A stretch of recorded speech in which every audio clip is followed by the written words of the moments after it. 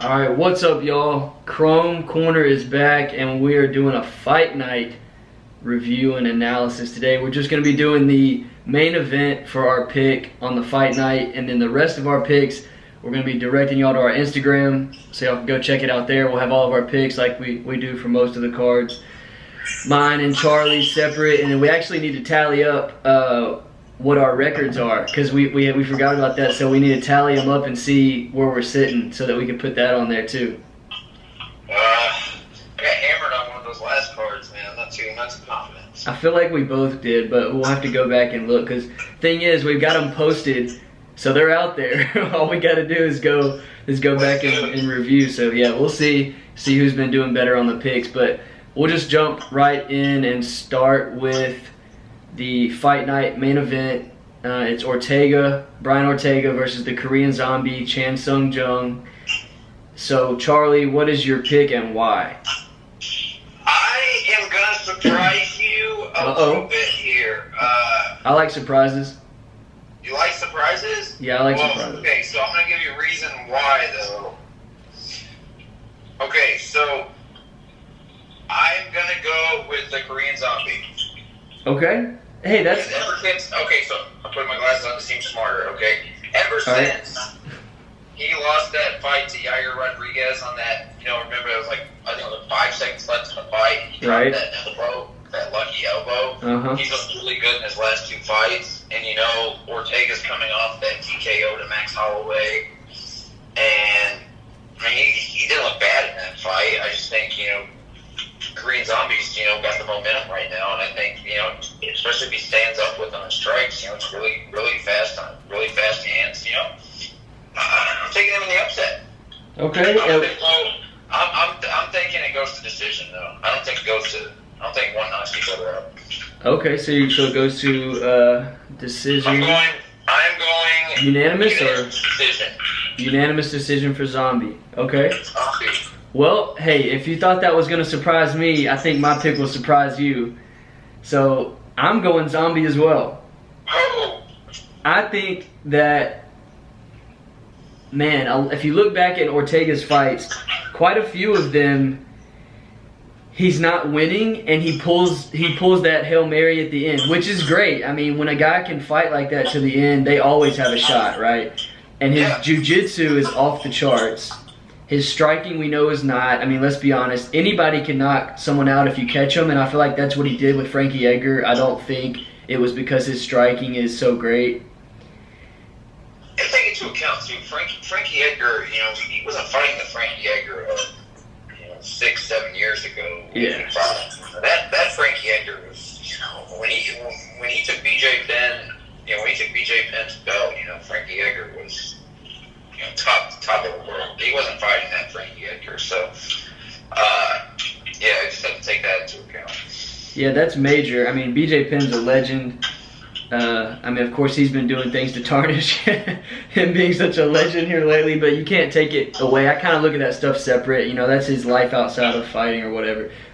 But yeah, Frankie Edgar will eventually be that legend, just like a BJ Penn, and I don't think... Yeah, I just don't put too much weight, even though, all props to Ortega for knocking Frankie Edgar out because he is a legend. But I just don't put too much weight on it as far as his striking goes. So I feel like Zombie is going to get the TKO, actually. And I'm going to go second round. I don't think that Ortega has the wrestling to get to the ground game that he would need against a Zombie, because Zombie's pretty good about not getting taken down. So that's my opinion on that. That's major. Yeah, I'm going with the TKO. I think both of these guys are going to fight hard, so I think it's going to cause someone to give something up, and I think it's going to be Ortega getting caught. What we have to remember is, I want to say, Brian Ortega knocked out Frankie Edgar, but we know who also knocked out Frankie Edgar. Who? Korean Zombie. Oh, did he? Did he really? I don't remember that one. I'll have to go back and watch that. So, he's got really fast, he's got really fast hands, he's got like lightning, like striking, but he gets that, I hope he doesn't get too like, In that Yair Rodriguez fight, got really cocky and really arrogant near the end, and that's what lost him the fight. Because I feel like if that would have went to the bell, he was going to win. Oh, I think he was going to win too. Talk about losing a fight in the last 5 seconds, man. It's got to be devastating. I couldn't believe that Yair, when you saw the replay, you could tell he threw that strike on purpose, like he meant to throw it, but I thought it was like an accidental knockout at first. It was so crazy. I was too. I was shocked. I couldn't believe it. When he dropped, I almost thought he was joking. I thought he was like playing it off like, oh, into the fight he got me, and then I was like, no way, he just knocked him out with that weird angle of an elbow, and then they showed the replay, and I was like, what the hell? Yep. But, all right, so there's our picks for Zombie and Ortega. Again, if y'all want to see the rest of our Fight Night picks on our Instagram at Chrome Corner MMA, you'll see the picks. So now we're going to move on to some bigger hype names, some names that have already solidified their legacy a little bit more. Let's go to Khabib versus Gaethje. Charlie T, what is your pick and why? Dude, nobody's going to beat Khabib. I'm sorry. I mean, it's like he said, he's going to take him into the ocean, he's going to drown him. He's going to wear Gaethje down. I mean, watch that Tony Ferguson fight. Like, I'm sure anyone who watches this video probably watched it. Gaethje was throwing some haymakers in those first 2 rounds. Huge shots. To his credit, he made major adjustments, and that's why he was able to go the distance. But Khabib's going to exploit that. And you throw those punches against him, and you're winded like that in the second round, he's going to take you down. He's going to tire you out. He's going to submit you. And that's exactly what he's going to do. Unless Gaethje has just like the master game plan, which no one has. Guys have great game plans against Khabib until they actually get into the octagon with him, and he gets them on the ground. 3rd round submission. Right. Easy. Okay. I mean, I'm not making picks. We're going to make picks the week up, but still, he's not going to beat Khabib. Yeah, no, I my pick is the same. Again, we can get back into it when it gets closer. I didn't think about that. We need to probably keep the picks till it gets closer, but I mean, again, things could change. You never know. We could hear some stuff. We could whatever.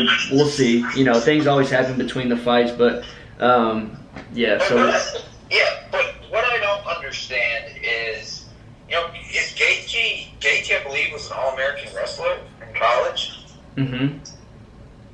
Why did he stand? He stands so much. He's got these wrestling skills. It seems like he doesn't utilize them. Yeah. He's got bricks in his hands, but yeah, he does. He's a very versatile fighter, and that could benefit him against Khabib. It just seems like he's not. He wants to step up and trade. Yeah, I think that it would benefit any fighter who has wrestling like that to. I mean, we all know it's just like in football, when you show the run a lot, you're opening up the pass to eventually happen. If you show that you can wrestle and you actually go for it, you're opening up strikes, and if you can strike well, you open up your shots. And so he has both, and I mean, he definitely could use that more, in my opinion. But I think he's one of those guys who's just good enough to where most of the time he can win by just doing what he enjoys more. And I think he just enjoys striking more. You know what I'm saying? So what do you think? Do you think Khabib sticks around after this fight? I think he tries to fight GSP. Man. If Khabib wins, I think that he tries to fight GSP. I don't know if it happens or not because I have no idea what GSP thinks about it. But it's either that or he might retire. But with the I have this weird feeling of with the UFC dealing with all of these people in Abu Dhabi and stuff like that, or there's a lot of money. I feel like something's gonna happen to where they're gonna do everything they can to try to get the McGregor-Khabib rematch because they know it's gonna be so big. I think they're gonna throw a huge number at Khabib if he beats Gaethje and doesn't fight GSP to fight McGregor. I just don't think that would be it. But McGregor's got to win. McGregor's got to beat Poirier to still be in that conversation, of course. Well, can we transition into that fight? Yeah, let's go ahead. That's a good segue to McGregor-Poirier. Yeah. I want to kind of, compare that to, Khabib is not very adamant, it seems like, in all his interviews about fighting McGregor again. Uh-huh. Which is strange, they went 4th round submission, and, dominant. McGregor won that third round in their fight. Yeah, he did. He stuck Khabib a few times, and it was a fairly competitive fight. But he's fighting Poirier again, and if you watch their fight at 145, McGregor fucking mauled him. It was like a first round knockout. It was bad. He put him like to sleep. Dustin Poirier's a world class fighter. It's amazing. If they're going to do a rematch, then why not give us, the fans, a rematch of Khabib and McGregor? Because that was a much more competitive fight. That's all I'm saying. I think I agree with you. I think there's a couple things to be said. I think Poirier definitely has improved a lot, in my opinion, since that fight. He was a lot younger, but so is McGregor. Your argument is completely valid. I think he was way more competitive against Khabib, and McGregor was a more competitive fight than the Poirier-Conor. I think you just have a guy in Poirier who's, there's guys like this we know in the UFC where they're less about how do I navigate the waters, the easiest way to get to the title. He's about taking all comers pretty much and fighting everybody, and I feel like that's why he gets put in these positions where he's going to fight a guy who's already knocked him out in the first round trying to get back to the title. And he's already lost to Khabib. That's part of the reason why it's like you're not going to go back to Khabib without showing us some real good fights. And I don't, honestly, people might disagree with this, and I'm a McGregor fan, so it's going to seem a little biased, but I honestly think Khabib knows that he cheated death a little bit with McGregor because he didn't get the best McGregor, and he's kind of like, I won, let's not chance that again. Let's not take a chance of him catching me coming in. Let's just leave it at me winning. He got a McGregor who had been off for 2 years and not stepped in the octagon, and let's be honest, that wasn't the Conor McGregor that fought Eddie Alvarez or fought, even Nate Diaz at 170. Yeah.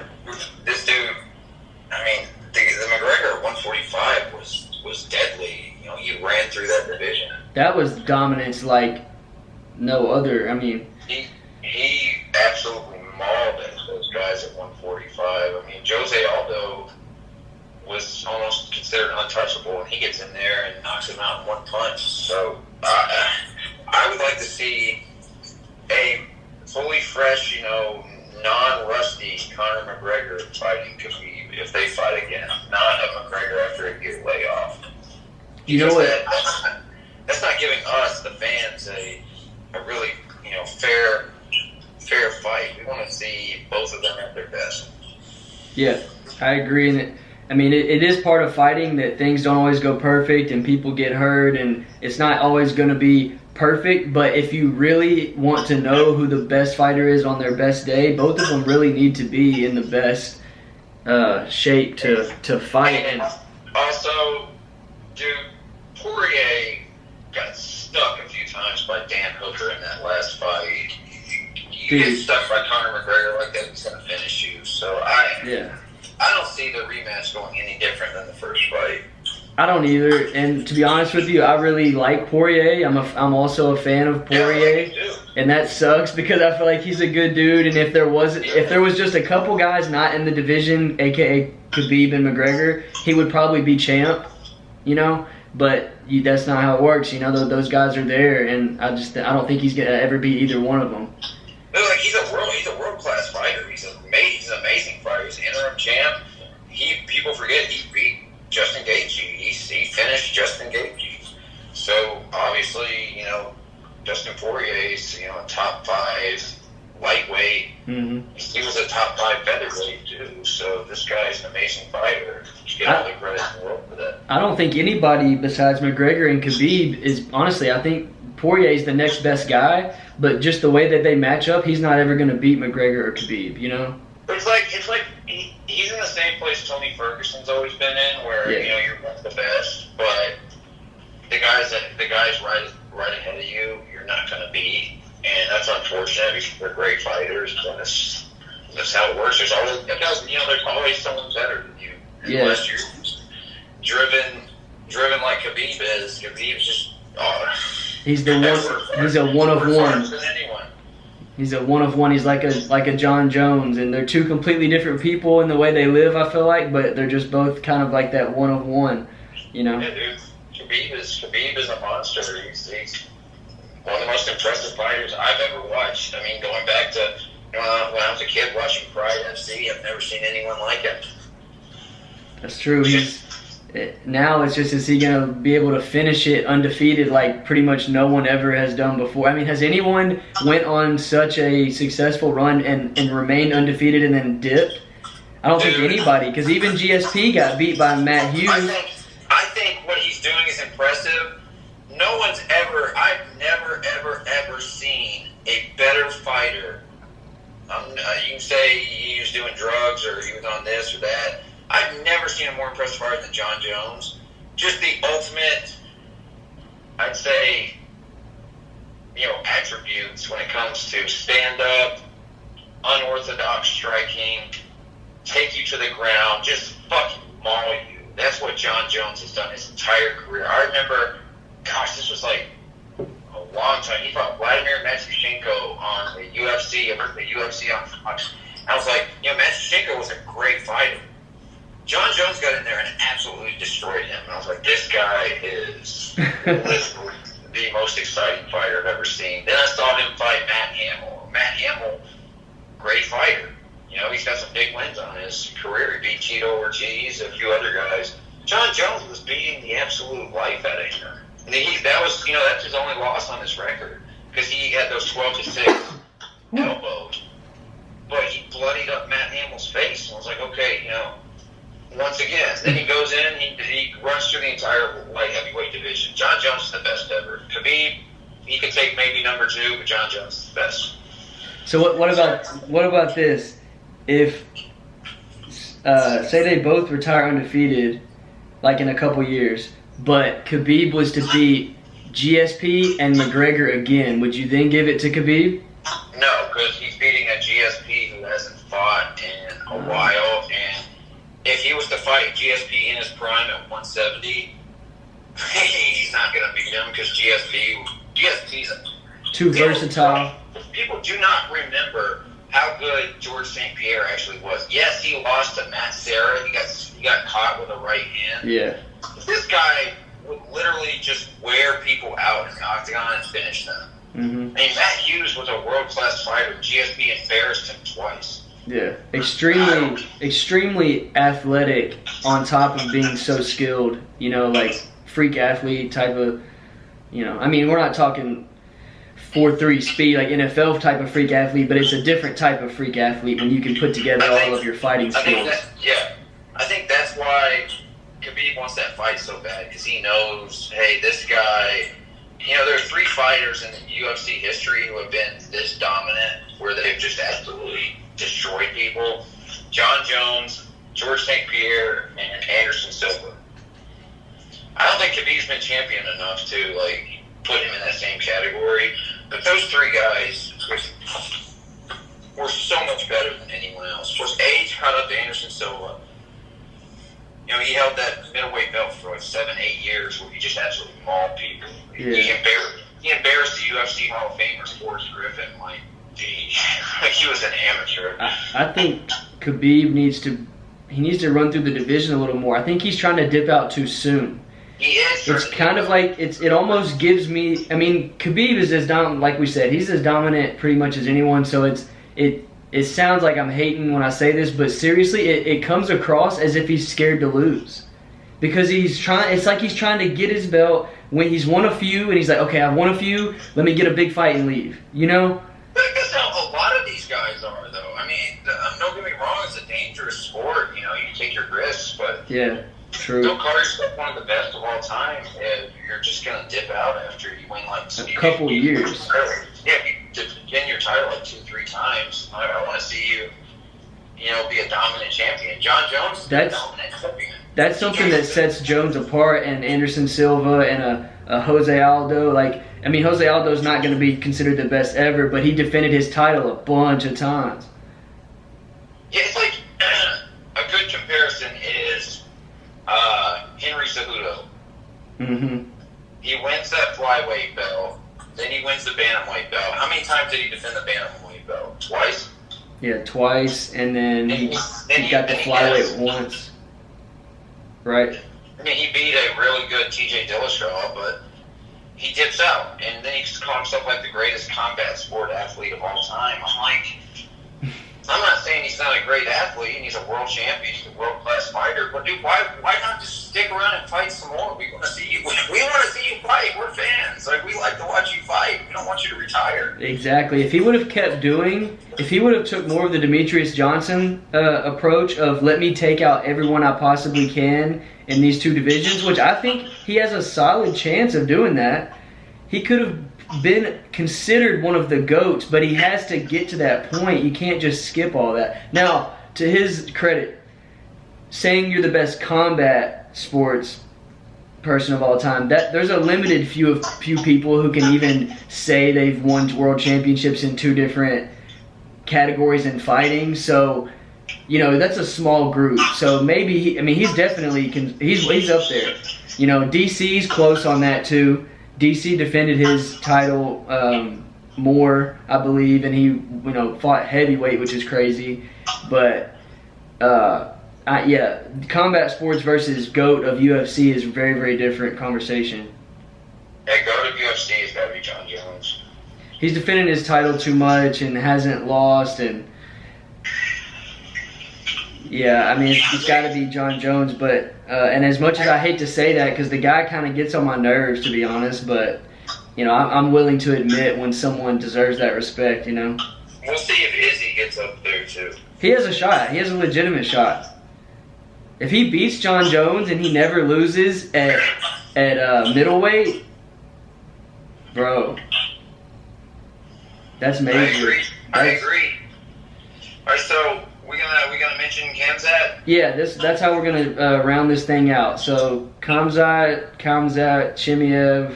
Chimaev, however you say his first and last name. It's hard to pronounce it.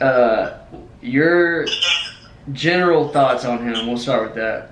Great fighter, exciting fighter, explosive fighter. Ballsy.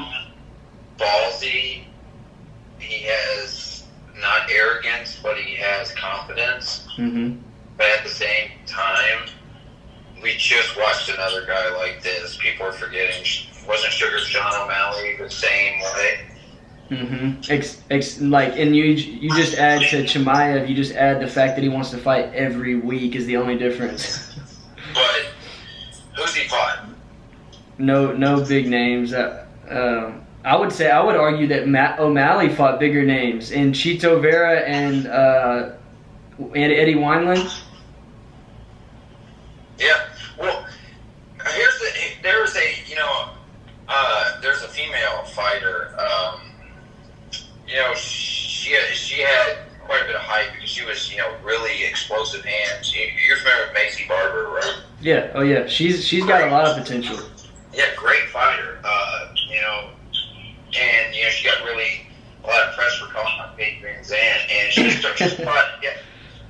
It just went off right then, so we didn't miss anything. But so Chimaev, he's gonna have to beat more than a Gerald Meerschaert to really for people to put a lot of weight on his wins instead of just the fact that he's willing to fight everybody. I mean that's a cool factor to have. But I think we can both agree on one thing though. Watching his career in the UFC is going to be really exciting because this guy is a freaking explosive fighter and he's really fun to watch.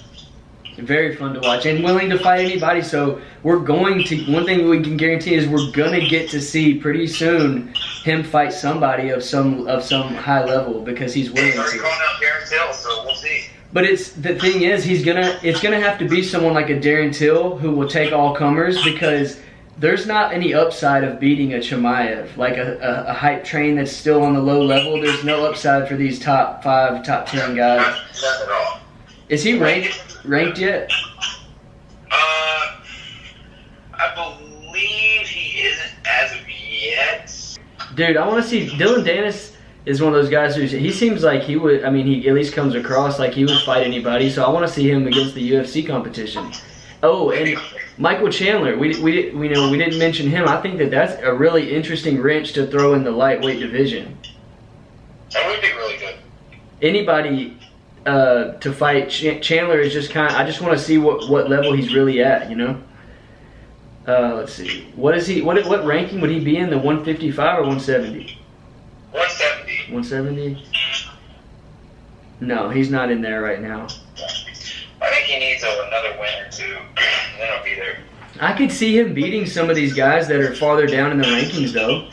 I mean, you've got a Robbie Lawler's number 15, Nate Diaz is number 13, Anthony Pettis is number 14, Jeff Neal is 12, Vicente Luque is 10. Yeah, I want to see him fight some of the top 5 guys. I want to see him fight Colby. I want to see him like that'd be a true test. Neil Magny is actually tied for 10 with Vicente Luque. Neil Magny might be a solid transition for Chimaev. Neil Magny's been saying he will fight him. So I know. That should be the next one. Oh, and you know what? I saw a video the other day. I don't know if you might have sent me this, or maybe I just saw it on Instagram, but Michael Chiesa is number 8. That's also an interesting That'd be a really good fight. transition. And they're the same size. I saw in the video they faced off. I think DC posted it, and it was like a joke thing, but they're the same height, same build. Those two, it could be interesting. That'd be a great fight. That'd be an excellent fight.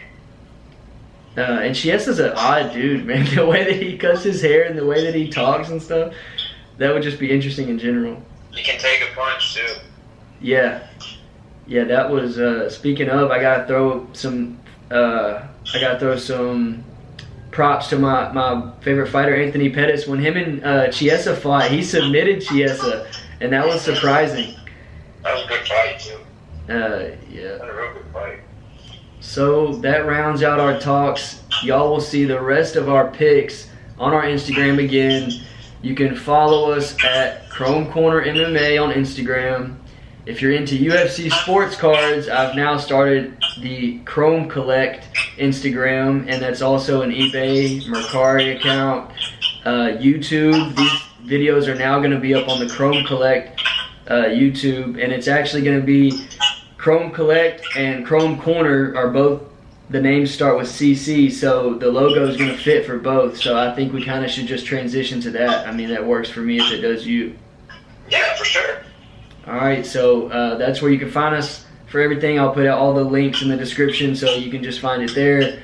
And appreciate y'all tuning in. Give us a like, subscribe to the channel, everything like that. Hit the subscription bell, and we'll see y'all next time. Chrome Corner, we're out.